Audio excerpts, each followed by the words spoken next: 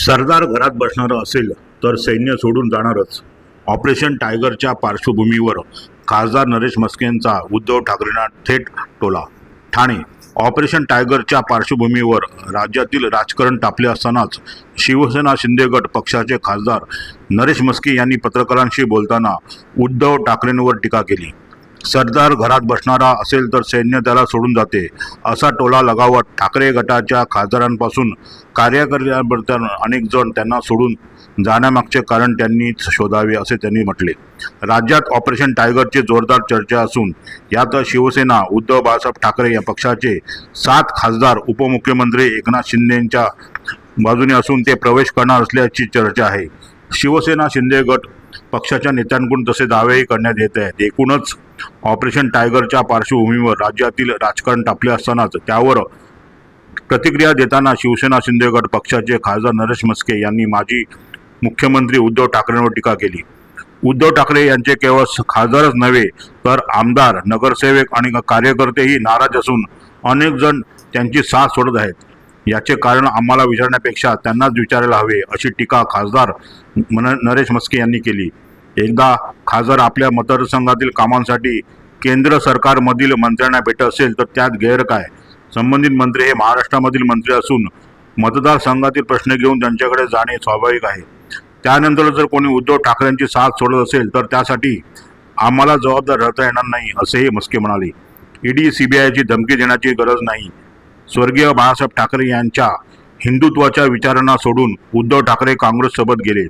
मग शिवसैनिकांनी विचारधारा हिंदुत्वाची आहे, त्यांना काँग्रेसच्या विचारांची कधीही आपुलकी वाटू शकत नाही. दुसरीकडे उपमुख्यमंत्री एकनाथ शिंदे हे हिंदुत्वाच्या विचारांसाठी आणि कार्यकर्त्यांसाठी 24 तास काम करत असल्याने अनेक जण त्यांच्याशी जोडले जात आहेत.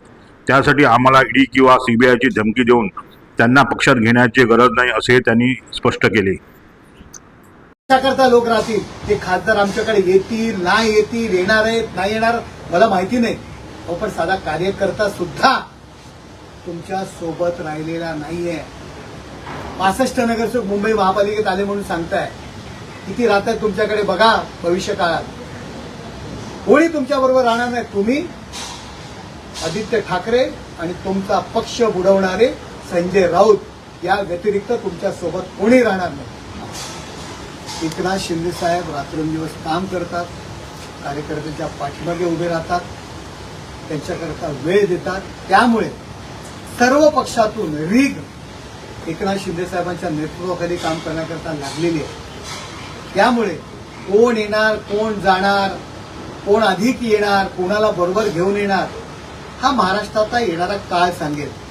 परंतु यांनी आम्हाला दोष देण्यापेक्षा आत्मपरीक्षण करण्याची गरज आहे. तुमच्यावर लोक नाराज का आहेत, का तुम्हाला सोडून चाललेत?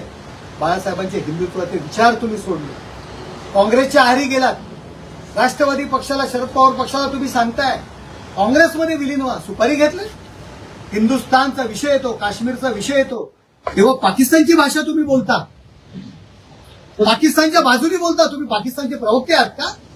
जर संजय अशा पद्धतीची वक्तव्य करण्याची जे खासदार हे एवढ्या लोकांचं लोकप्रतिनिधित्व करतात, लोकांमधून निवडून आलेले आहेत. संजय राऊत तुमची योग्यता काय? तुम्ही अशा पद्धतीने त्यांना शिवी देता. अहो तुम्ही, तुमची योग्यता असती तर लोकांमधून निवडून आल्या असतात.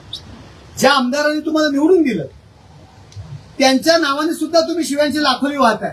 तुमच्यात हिंमत आहे ना, तुमच्यात हिंमत आहे तर उभे राहा ईशान्य मुंबईतून आणि निवडून येऊन दाखवा. कसल्या भाषा करताय, कसल्या शिवाय देतायत? कालपर्यंत ते खासदार तुमच्यासाठी विश्वासपात्र होते आणि आज घाणेरड्या भाषेत शिव्या देत आहे. माझं माध्यमांना सुद्धा विनंती आहे की अशा माणसाला रोज तुम्ही दाखवताय. लाखो लोक आपल्या बातम्या रोज सकाळी पाहत असतात. हे असे शब्द ऐकण्याकरता, असे शब्द कानावर येण्याकरता लोक तुमच्या बातम्या पाहतात का? तेव्हा माध्यमांनी सुद्धा विचार करायला पाहिजे. अशा व्यक्तींना किती प्रसिद्धी द्यावी हा माध्यमांनी सुद्धा विचार करायला पाहिजे. हे मी एक लोकप्रतिनिधी म्हणून, एक खासदार म्हणून, लोकांचा प्रतिनिधी म्हणून तुम्हाला मी विनंती करेन.